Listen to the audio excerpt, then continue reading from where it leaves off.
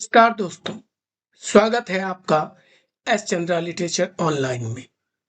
आज हम बात करेंगे दो महान व्यक्तियों की, महात्मा गांधी और डॉक्टर भीमराव अंबेडकर और उनकी उस ऐतिहासिक बहस की जो आज भी हमारे समाज और राजनीति में एक महत्वपूर्ण चर्चा का विषय है। यह बहस सिर्फ एक राजनीतिक बहस नहीं थी, यह दो विचारधाराओं की टक्कर थी। एक परंपरा को शुद्ध करने की कोशिश और दूसरी उसे जड़ से चुनौती देने की। गांधी मानते थे कि वर्ण व्यवस्था को सुधार कर उसे पारस्परिक सह अस्तित्व के मॉडल में बदला जा सकता है। वहीं अंबेडकर मानते थे कि यह व्यवस्था मूल रूप से ही भेदभावपूर्ण और उत्पीड़क है। इस वीडियो में जानेंगे कि गांधी और अंबेडकर के बीच में क्या मूल अंतर था, पुरुष सूक्त क्या कहता है वर्ण व्यवस्था के बारे में, और जाति के अंत की राह में कौन सा विचार अधिक व्यवहारिक है।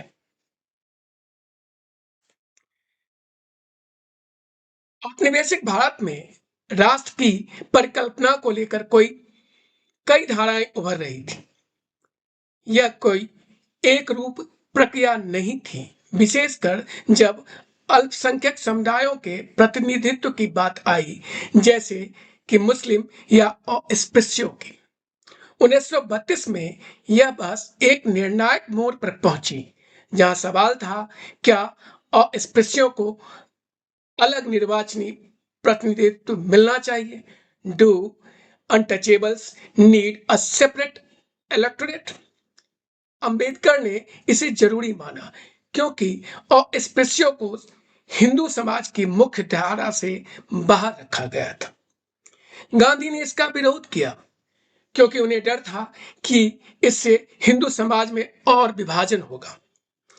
लेकिन इन चुनावी तर्कों के पीछे छिपा था एक गहरा वैचारिक टकराव, जाति और वर्ण को लेकर उनके बुनियादी दृष्टिकोण। गांधी के अनुसार वर्ण व्यवस्था को एक नवीन शुद्ध स्वरूप में पुनः गढ़ा जा सकता था, जहां समाज के सभी वर्ग पारस्परिक निर्भरता और सामंजस्य से कार्य करें। उनकी नजर में यह एक आदर्श सामाजिक संरचना भी थी और जाति या अस्पृश्यता से अलग थी। इसके उलट अंबेडकर की दृष्टि से वर्ण उनके लिए एक ऐसा ढांचा था जो सदियों से दमन और बहिष्कार का प्रतीक रहा। वह मानते थे कि इस शब्दावली को सुधारने की कोई संभावना नहीं है। अंबेडकर के लिए वर्ण व्यवस्था का पुनरुद्धार सिर्फ एक चालाक भ्रम था, जो जमीनी असमानता को छुपाता था। ऋग्वेद का पुरुष सूक्त अक्सर वर्ण व्यवस्था की मूल व्याख्या के रूप में देखा जाता। इसमें कहा गया है कि जब देवताओं ने आदर्श पुरुष का यज्ञ किया, तब उसके मुख से ब्राह्मण, भुजाओं से क्षत्रिय, जंघाओं से वैश्य और पैरों से शूद्र उत्पन्न हुए। यह प्रतीकात्मक कथा सामाजिक पदानुक्रम की धार्मिक वैधता प्रस्तुत करती है। बाद में आज समाज जैसे आंदोलन ने इस व्यवस्था को जाति से अलग करने की कोशिश की। स्वामी दयानंद सरस्वती ने तर्क दिया कि वर्ण कर्म और गुण पर आधारित हो, न कि जन्म पर। दयानंद सरस्वती का मानना था कि यदि व्यक्ति के कर्म और स्वभाव को मापदंड बनाया जाए तो समाज में समता लाई जा सकती है। गांधी इस सोच से काफी हद तक सहमत थे और उन्होंने इसे हिंदू धर्म के एक नए आदर्श के रूप में प्रस्तुत किया। लेकिन अंबेडकर इससे सहमत नहीं थे। उनके अनुसार यह सोच जमीनी हकीकत को नजरअंदाज करती है।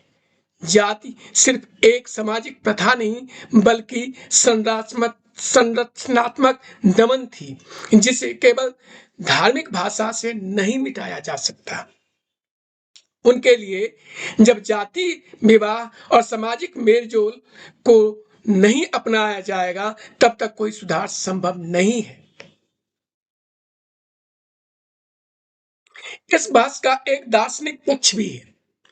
क्या व्यक्ति का स्वभाव अपरिवर्तनीय होता है? अगर हां, तो वर्ण व्यवस्था फिर से जन्म आधारित हो जाती है। अगर नहीं, तो एक ही व्यक्ति का वर्ण समय के साथ बदल सकता है। यह विरोधाभास गांधी और अंबेडकर की बहस की जड़ में है। गांधी मानते थे कि विवाह और सामाजिक संबंध व्यक्ति की स्वतंत्र पसंद पर आधारित होने चाहिए। अंतरजातीय विवाह जरूरी नहीं। लेकिन अंबेडकर का मत था कि अंतर भोजन, अंतर विवाह ही जाति व्यवस्था को तोड़ने का मुख्य साधन है। उनके लिए गांधी की पुनर्रचित वर्ण व्यवस्था वास्तविक भेदभाव की सच्चाई को ढकने का माध्यम बन गई थी। आखिरकार गांधी अंबेडकर बहस सिर्फ दो व्यक्तियों की बहस नहीं है। यह दो विरोधी दृष्टिकोण की टक्कर है। एक जो परंपरा को शुद्ध करना चाहता और दूसरा जो परंपरा को चुनौती देता है।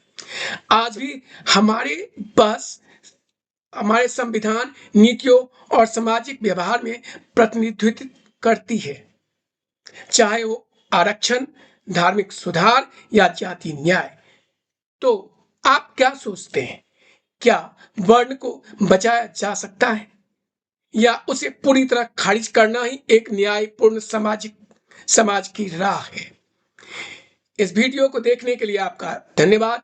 आप देख रहे थे एस चंद्रा लिटरेचर ऑनलाइन, जहां हम विचारों, ग्रंथों और समाज के बीच के रिश्तों की परत को खोलते हैं। अगर आपको यह वीडियो पसंद आया हो तो लाइक, सब्सक्राइब और कमेंट करना न भूलें। मिलते हैं अगले एपिसोड में। तब तक पढ़ते रहिए, सोचते रहिए, सवाल पूछते रहिए।